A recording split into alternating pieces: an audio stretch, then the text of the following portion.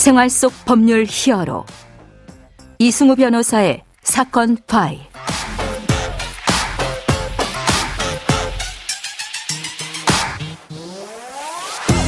안녕하세요. 이승우 변호사입니다.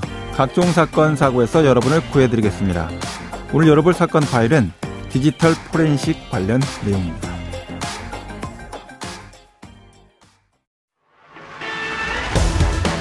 경찰은 최 씨의 정확한 범행 동기를 확인하기 위해 휴대전화 등의 포렌식도 진행하고 있습니다. 이 사건 파일 오늘 주제는요, 전자증거와 디지털 포렌식입니다. 전자증거라는 게 이제 디지털 증거다, 이렇게 볼 수 있는데요. 우리 삶을 이렇게 돌아보면 모든 흔적이 네트워크, 클라우드, 모바일 기기 이런 곳에 아주 데이터로 다 남아있는 이런 것을 보게 됩니다. 자, 이렇게 누적된 전자증거들을 식별하고 탐색하고 확인해서 이제 증거 제시하는 절차를 전체로 살펴보면 눈에 보이지 않는 비가시적 정보를 우리가 눈으로 인식할 수 있는 형태의 가시적 정보로 변경하는 것이다 라고 볼 수 있습니다. 자, 이렇게 전자증거의 흔적을 탐색하는 그 자체를 이제 디지털 포렌식이다 라고 하는데요. 생활상으로 보고 또 기업 분쟁 현실에서 피할 수 없는 그런 전자증거의 조사 절차라고 할 수 있겠습니다. 이 디지털 포렌식에 대해서 법무법인 법승 조은지 형사전문 변호사와 알아보도록 하겠습니다. 안녕하세요, 변호사님. 네, 안녕하세요. 네. 청취자분들께서도 요새 뉴스에서 자주 디지털 포렌식 이런 보도는 아마 들으실 거다라고 생각이 되는데, 범죄 수사에서 디지털 포렌식은 아주 필수적이다. 또 전자적 증거를 확보하는 데에서 빼놓을 수 없다. 이렇게 설명되고 있는 게 맞죠? 네, 맞습니다. 관련해서 좀 설명을 더 드리자면, 최근 신림동에 있었던 흉기 난동 피의자 사건을 다 아실 텐데요. 네네. 범행 전에 사람 죽이는 법을 검색했다고 합니다. 네. 그래서 피의자가 수사 단계에서 자신은 우발적 범행을 저지른 것이다 라고 주장했지만, 범행 전에 이런 검색을 했다는 점에서 경찰은 계획 범행이라고 보고 있습니다. 이렇게 한 게 이것도 디지털 포렌식을 한 거다. 네, 이런 얘기신 거죠? 피의자의 휴대폰을 확보해서 검색 기록을 찾은 거죠. 네. 또 다른 사건이 있습니까? 네, 또 부산 서면에서 한 여성을 무차별 폭행한 이른바 부산 돌려차기 사건의 경우에는 네네. 1심에서는 살인 미수 혐의로 재판을 받았습니다. 네. 하지만 2심에서는 피고인이 범행을 한 직후에 휴대폰으로 실시간 서면 강간 미수 등을 검색했다는 점에서 적용 법조항이 강간 살인 미수로 바뀌기도 했는데요. 예, 이 휴대폰도 또 디지털 포렌식을 한 거군요. 네, 맞습니다. 네네. 이와 같이 최근 디지털 포렌식으로 얻은 자료는 범행 자체뿐만 아니라 범행의 의도를 입증하는 데 사용되기도 합니다. 네네. 휴대폰을 비롯한 전자기기를 거의 매일 사용하다 보니 어떤 행동을 한 증거와 그 의도까지도 우리 전자기기에 남게 되기 때문인데요. 네네. 오늘은 수사는 물론 일상의 분쟁 해결을 위해서도 필수적으로 확인과 검토되어야 하는 전자정보란 무엇인지, 그리고 디지털 포렌식은 무엇인지 알아보고자 합니다. 결국은 이제 범행의 고의까지를 구체적으로 이 디지털 포렌식 증거들을 가지고 입증하기도 한다라고 하는 것인데, 최근에 좀 생겼던 사건이기도 하고 또 국민적 관심사가 됐다가 최근에 좀 가라앉긴 했지만, 이 디지털 포렌식과 휴대폰 잠금 해제 이 부분에 대해서 연관이 크다.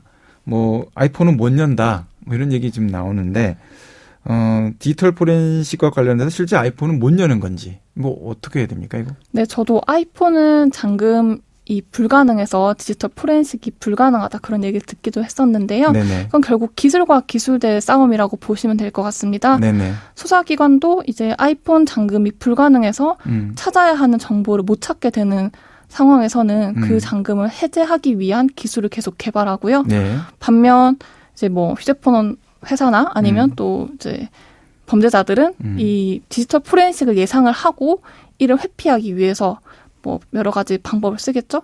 그래서 그런데 제가 최근에 듣기로는 이제 경찰에서도 이 아이폰 잠금 해제를 푸는 방법을 이제 연구를 해서 현재는 아이폰도 디지털 포렌식이 가능하다고 합니다. 네, 그러면 그 잠금 해제 사건 같은 것들도 최근에 생겼었다면 디지털 포렌식을 받았게 됐을 것이다.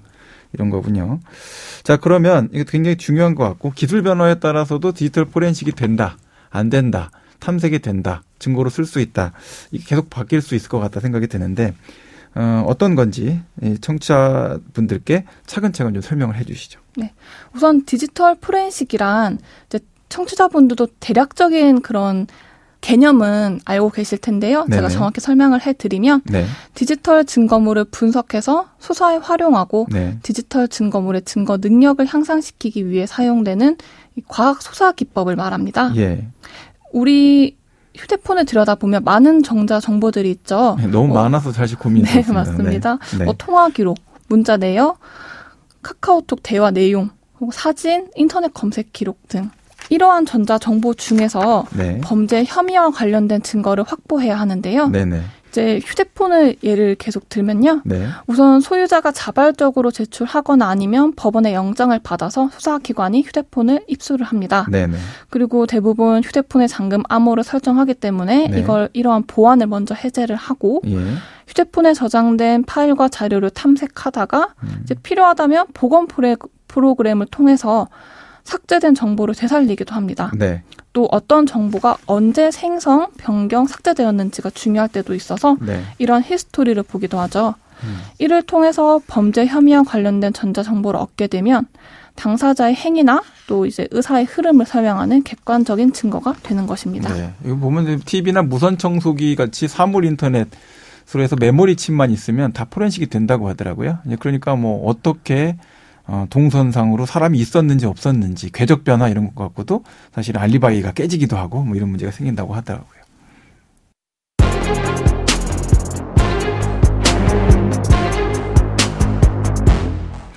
자, 이제 그렇게 디지털 포렌식을 진행할 때 뭔가 이제 법상으로도 그렇고 중요한 조건들이 있어야 될 것 같은데요. 어떤 조건들을 갖췄을 때 이 포렌식이 좀 제대로 됐다 볼 수 있을까요?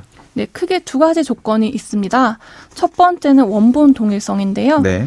실제 휴대폰이나 노트북에 있는 전자 정보와 수사기관이 디지털 포렌식을 통해 이 확보한 전자 정보가 동일해야 한다는 것입니다. 최종적으로 확보 분석되는 전자 정보하고 실제 존재했던 원본이 같아야 된다. 네, 맞습니다. 어떻게 확인합니까? 같은지 다른지?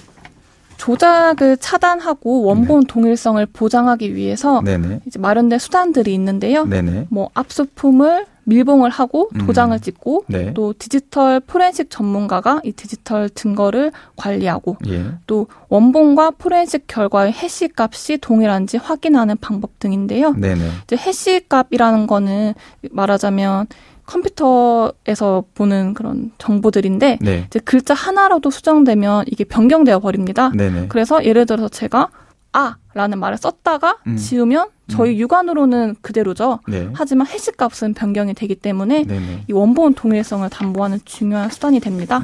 네, 이러한 수단들을 통해서 원본 동일성을 담보하고 또 그로 인해서 신뢰성을 얻게 되는 것이죠. 그렇죠. 보이지 않는 증거인데 보일 수 있게끔 사실은 평가하고 분석해서 자료를 주는 거니까 원래 있었던 것 같다가 분석 평가한 거예요. 라고 하지 않으면 안 보이는 것 같다가 어떻게 조작했는지 알 수가 없을 거다. 뭐 이런 생각이 드는데. 자, 그럼 두 번째로 요건은 어떤 요건을 갖춰야 됩니까? 네.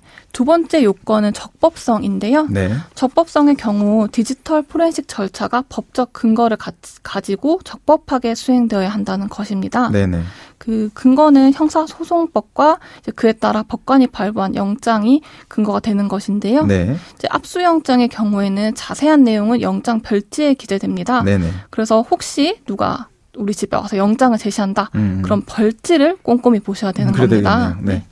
그래서 예를 들어 영장 별지에서 우리 집에 있는 컴퓨터를 압수하겠다 네. 했습니다. 그러면 우리 집에 있는 태블릿은 압수할 수 있을까요? 안 될 것 같은데요? 네, 안 됩니다. 네네. 또 원칙적으로는 우리 집에 있는 컴퓨터면 우리 집에서 그 혐의와 관련된 증거를 찾아내서 뭐 수사기관이 가져온 저장 장치, USB 등에 복사해 넣거나 혹은 프린터로 출력을 해야 합니다. 네네.